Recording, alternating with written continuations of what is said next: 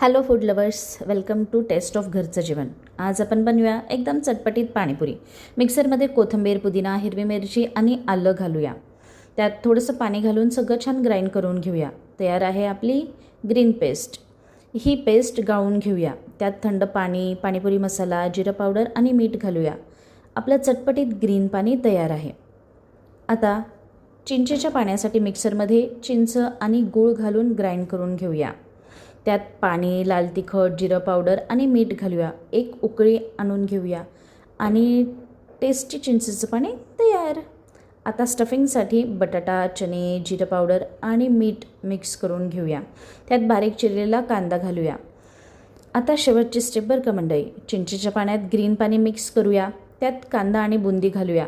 आता पुरीमध्ये पाणी भरून मस्त एन्जॉय करूया. झणझणीत पाणीपुरी नक्की ट्राय करा आणि हां, शेव घालायला विसरू नका.